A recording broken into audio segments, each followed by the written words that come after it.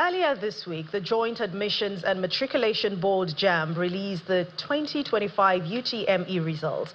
But overall, less than 25% of the students who sat for that examination scored up to 200 marks out of a possible 400. But according to the JAMB registrar, Professor Ishak Oloyede, this result is consistent with the trend of the last 12 years. So tonight, we'll go beyond finding out who shall be blamed. Babajide Ogunsowo, founder of Leadership by Data and Channels Television's data analyst, is here, of course, to share more analysis and intelligence about how this trend can be reversed. Thank you very much, Babajide Ogunsowo, for joining us on the News at 10.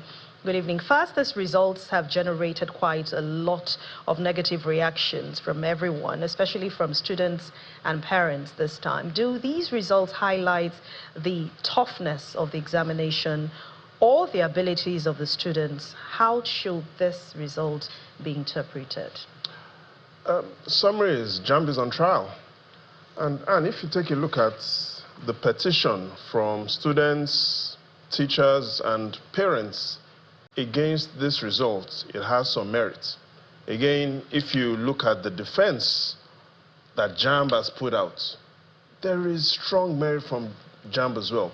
So what we should do is to look at the petition from students, parents, and their teachers, and to look at the strong defense from JAMB. Now, what do I mean by the petition from students, teachers, and their parents?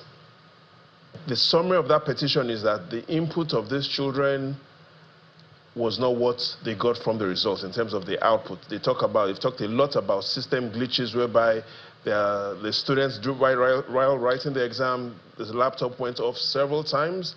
A lot of back-end glitches happened.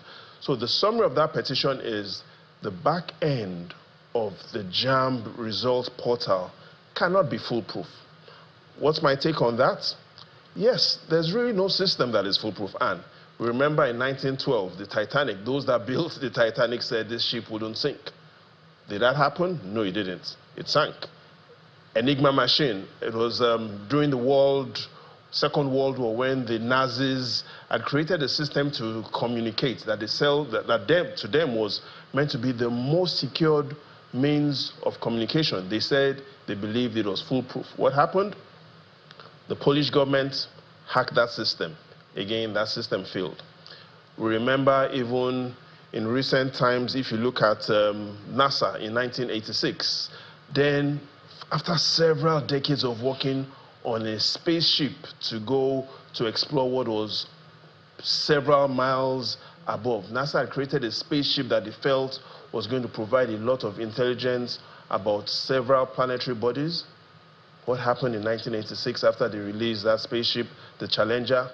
76 seconds after, it blew, sadly killing everybody on board. In simple terms, yes, there is no system that is foolproof, and yes, JAMB has to look at exactly what happened on examination day. That is the petition from students, parents, and teachers. Now, let's look at the defense from JAMB. Now, what JAMB is saying is that this result, Anne, isn't significantly different from the result of 2024, 2023, 2022, and even if we take a look at the results that JAMB has declared, they said even it was significantly worse in 2021, when then only 13% of students scored above 200. So look at this results. From this result in 2025, only 22% of students scored above 200. Not significantly different from 2024, when it was only 24%, neither significantly different from 2023, where it was only 22%, 23%, and 22%. So the position of JAMB is that failure is becoming the new normal. And these results that were posted this year reflect what has been going on for at least a decade, based on their result template. So they say we have to be careful because students scoring significantly below 200 is now becoming the new normal. Summary, the petition from students, teachers, and parents has merit. And yes, the defense from JAMB has a lot of merit. But beyond the national results, I mean, what do the disaggregated results per region look like? So, as of this week, JAMB is yet to fully release the results per state or per region. But what we understand is the pattern hasn't also significantly changed from last year. So if you take a look at what exactly happened last year, it allows us to understand a bit more of the problem and how we can get solutions. Here's what I mean. Where do most students live? The evidence we have today shows that most students that wrote JAMB last year, out of the 1.9 million students, majority of them from southern Nigeria. If you look at the number of students that live in the southwest, 659,000 students that wrote the examination last year, significantly more than even the students that live in the northwest and the northeast. So what this also points out is that we clearly see that there is a challenge of students writing these exams, especially in the northwest and northeast. Again, imagine if students are writing JAMB in the southwest region are more than the combined students writing JAMB from the northwest and the northeast. But beyond looking at where students live, let's take a look at another critical question, which is, who is writing JAMB? Because that allows us to clearly understand, yes, we've seen the distribution of where these students write JAMB from, but we also need to look at where are these students from in terms of their state of origin, because it clearly allows us to see if there are educational challenges and what might happen in future. And if we take a look at that template that allows us to clearly look at what happened last year in terms of who is writing JAMB, it then clearly allows us to see even a bigger problem. Again, last year, 1.9 million students sat for JAMB.